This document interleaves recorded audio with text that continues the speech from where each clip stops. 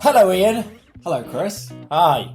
Well, what are we doing here? We're going to talk a little bit about polo cross umpiring and specifically line-out, I believe, today. Yeah, so we've been absolutely inundated with messages about people who want to umpire and miss it so much, and not even necessarily playing. It's just, when can we get back to umpiring? So we thought we'd give you this little teaser, this little taster.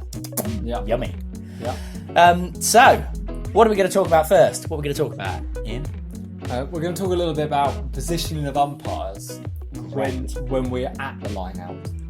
If we have a look at this first one here, we could sort of see that there isn't really the second umpire in place, and what we're looking for when for that second umpire. Well, I mean, this is a good example of what we've got here from the World Cup, so you'd hope it would be good to be fair. But yeah, they're positioned behind the line-out, pretty much straight behind. They could be slightly to one side or the other, and they've got a good clear view of the back of that line-out. Yeah, so it's interesting what you said about not standing directly behind the line out. So we're after them looking down the middle there, but the disadvantage, as you'll see in a minute, is if you go and stand directly behind the line out, chances are the ball might get thrown that way and you've got a scarper. Yeah. So Ian, can you spot what's going on here? What's the main pickle with this? Well, I mean, you've got a horse here that doesn't particularly want to stand at the front of the line out and let its rider throw in the ball. And we seem to have now thrown in that ball, perhaps giving a slight advantage to one team, I get the feeling. Don't you know about it? It's a hell of a catch. My main issue is if you look really closely here, we've got the umpire stood down by the goal as the second umpire. Yeah, I mean, that is a problem. So ideally what we really want here in this situation is you'll hold time, wait for that umpire to get back, and Bob's your uncle throw the ball in. So we're going to have a bit of a look at the actual rule book here. You love a good rule book. I do. Allegedly you wrote the rule book. That's not true. Oh well. So we'll have a quick look at the rule book to actually, understand how certain rules are written, and then we can actually have a look to see if they're actually interpreted in that way generally. All the fun stuff. Yeah. You're wasting 5 minutes of your life here, but hey. So hopefully A, B, C, D, E we're going to look at to start with, and really the whole crux of it is just two straight lines. Yeah, it is. The only thing sometimes at the end of part B they're talking about one horse's length, and that's looking at sort of the spacing. Usually it's a number 3 sitting out the back. Occasionally you find them standing a little bit further back, but only really if you've got a quite a strong throwing umpire. You tend not to see this until you get to quite high up the grades or even an international level that comes into play. But here comes my favourite grade to umpire. What do you think of this line out, Ian? This is a beautiful line out. This is the PJs in the home nations, and boom, straight, perfect, done. Excellent. And I think here what we're trying to say is actually, as you get higher up the grades, people will start to interpret the rules in their own way, and I think it's taking a practical approach to this. And what do you think that means there, Ian? What am I talking about? I think what we're looking for here is for players not to gain advantage. So you're not going to get the perfect world where they are literally knee to knee, because these horses move around a bit more than PJ ponies, to be completely honest.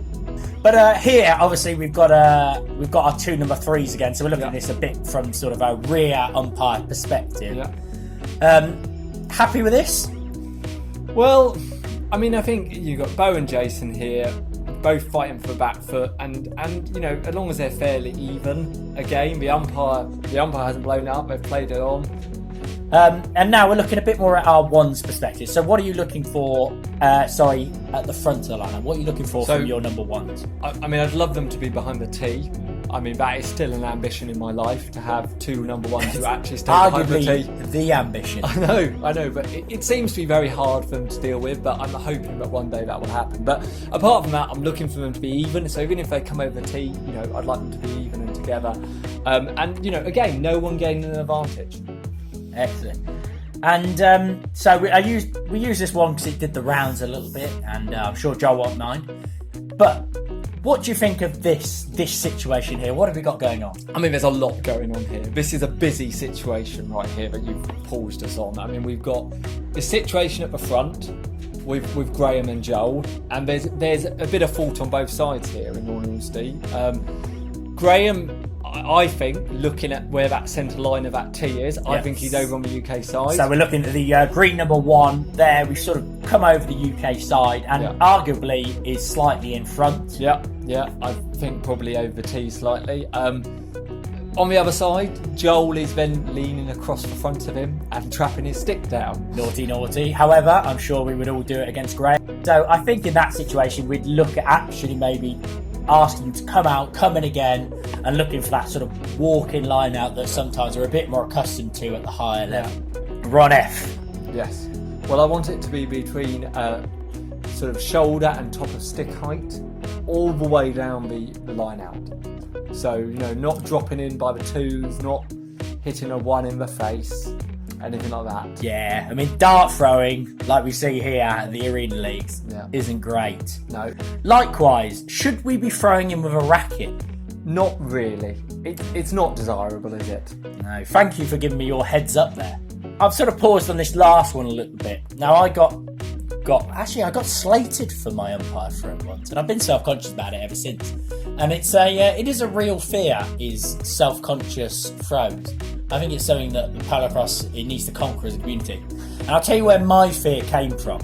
Is actually Joel in, I think it was the warm-ups of the 2019 World Cup, when they came to the Arena Leagues, turned around to me between mid-chucker, sort of walked over, and I thought, here we go. They're going to say something about me poor umpire. And he goes, I can't work out your throw. He said, it almost looks like you're trying to throw a dart. It doesn't look like you throw properly. I can't read you. And I do. I like shot put it out. Anyway, a bit of fear, a bit of anxiety. I speak to Tim James, who's our fellow exec umpire, and he actually gave me some pretty good advice, and hopefully something I start doing now, is if you try and throw across your body. So if we have a look at this last one that's been paused on, we're looking at throwing. This umpire here has angled his horse, so as a right-hander he's throwing across his body, and hopefully that's going to just generate a bit more force. But any tips from you for how you can be a better thrower? Well, I think it is a very good tip to throw across your body. The last thing you want to be doing is certainly facing the other way and trying to throw away from yourself, or like you said, darted in, particularly if you've not got the strongest arms. I mean, the other thing you could do is just hit the gym. Hit the gym, build up the guns. You are always in the gym. I've always said that. I am. Just going to look a little bit at section H of that rule now as well, about the fact that no player should gain advantage until the umpire has actually thrown in the ball. And I think we've got a situation here between the USA and the UK, and line out a game from the World Cup. I'd make an argument there that actually they're both even in the way they're both not lining up straight. Okay, the USA has done something slightly strange by turning the other way, but each to their own. And I would go for a reline up again. And if we look at this other World Cup game, we clearly see the South African 2 and 3 having a clear advantage by angling their horses when the UK haven't. And actually, I think they get the call right there in terms of giving the ball to the UK. Back to the rulebook. I believe we're going to look particularly at section J here, Chris. We are. Hashtag J for those on Twitter. Don't know why the hashtag's there. But giving people reasonable chance to line up. And probably this is more applicable lower down the grade. So what are you going to do in this situation, Ian? What would you do? Well, I think, as the rule says, you've got to give them a reasonable amount of time to line up. Is that who it is? Simon? That is Simon. Oh, I miss Simon. So that's nice. Yeah, I know. I think that he's given them a reasonable amount of time. And look, the snap in the middle. Right, well, if you've made it this far and you're still awake, firstly, thank you very much for watching. Yes, thank you. Anything else to add there? We do obviously have the benefit of the pause button. We do get to play things back. I mean, we've watched these clips several times to try and work out what the hell to say, and we've still got it wrong, I think. So, before anyone criticises our analysis of the umpiring, or indeed our umpiring, or just us as people, Yeah, don't do that, I'll cry. But, I think we will try and come back again with another topic. Yeah. I mean, if you've got a particular topic you'd like us to do, absolutely, maybe send it in. Send in some requests. Yep, send it to Ian. Don't send it to me, I won't reply. But if you send anything you like to Ian, actually, anything you like, that would be great. But we'll see you all again.